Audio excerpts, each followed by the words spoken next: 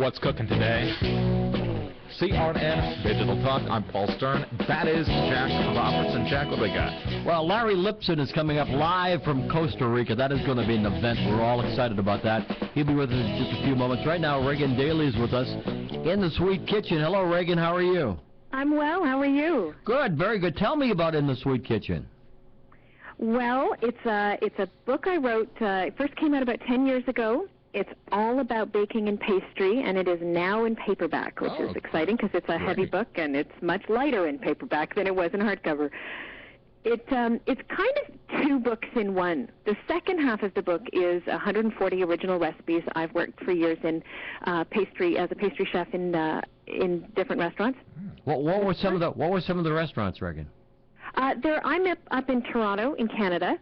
And the last place that I worked before I left to write full-time was a restaurant called Avalon, which was highly regarded, kind of internationally. And in all the restaurants that I worked, it was in places that were very committed to in-house, handmade, local, organic kind of food. So it was ahead of the curve, because that was some years ago now. Now, Reagan, with 140 original recipes, I imagine it kind of runs the gamut, but do you have anything that you would kind of say might be your area of expertise or something that's a favorite of yours? Well, I don't know that I have any that the recipes tend to, they really run the gamut in terms of there's sections on cakes, sections on tarts and pies, frozen desserts, fruit-based. The principles behind the book, though, and the whole first half of the book, deals with baking from the point of view of the ingredients. I think in the last, 10 or 20 years, most people in North America have become a lot more familiar with the difference that good quality ingredients can make to your cooking, but people are still not applying a lot of the same principles to baking. So, the same people who are using great olive oil and local produce in their savory food are still turning to old flour, stale nuts, not good quality chocolate when they go to bake something. And what I wanted to do was to show people that the biggest secret behind great baking is all in the ingredients and the products that you use. So the whole first half of the book is a description of virtually every possible ingredient you could think of to use in baking, and not only how to find it. Let's get rid of the junky ingredients and get to only the good stuff. Absolutely. If you're going to go to the trouble of baking something, sure, which people don't do every day anymore. They just don't. So if you're going to go to the trouble, make it great stuff. Reagan, you're absolutely right. I'm thinking right now, I'm thinking of a particular dessert. I'm talking about an eclair. And you ever get one of those eclairs and they've got that imitation cream inside? Oh, that's terrible. Terrible. I mean, it's like oil. Absolutely. It's terrible. So you're absolutely quality ingredients.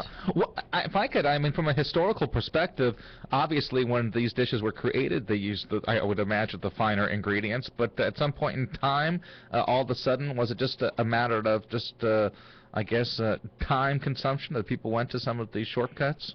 Yeah, well, it's the same old thing. It's mass production and homogeneous product and cheaper over quality. But the problem is most of us haven't grown up sort of at the apron strings of someone that we can learn from. So we don't know really the difference between real vanilla extract and artificial vanilla extract. Isn't that something? Because most of us have never had any encounter with real vanilla, and the difference would blow your mind if you've never experienced it. Wow, Reagan, we got to thank you for kind of obviously bringing this to our attention. Yeah, one of the things about this book is that you can use it with all the other books that you've got in your baking arsenal too. It's the sort of thing you can go to quickly and easily. There's a 20-something page ingredient substitution chart in there for if you're lacking something. There's a lot of other charts and sections in there that are meant to be reference. Well, there you go. And the name of the book is In the Sweet Kitchen? That's right. Well, thank you very much. Now, do you have a website of your own that people can kind of follow you? I do. ReganDaly.com, ReganDaley. And from there, you can either go to the In the Sweet Kitchen website, and there are many articles up on there periodically and recipes, or to my personal blog, which is called penandchocolate.com. ReganDaily.com, Amazon, Barnes & Noble, any bookstore. Any bookstore, yep. In the Sweet Kitchen. That's great. Regan, thank you very much. Good luck to you. Thank you. Bye-bye now. Wow. Bye-bye. She's one of the great parts of the world, You know, Ontario. I don't want to try to impress anybody, but at home, I have a cookbook of my own, not that I wrote myself. It's called the Settlement Cookbook, and it's been around for like 100 years, so I can understand that if you don't have a cookbook that goes back 100 years, you might, who knows what you're going to get. You did mention one thing. I agree. Very seldom do Paul Stern and I agree, but I totally agree with this. The ingredients, quality ingredients, always quality. Use real whipped cream. Use real cream, real sugar. Come on, guys. Butter. Yeah, there you go. There you go. Pour that butter on, baby. Jack, we're talking cooking, too. Homeowners, how would you like to receive a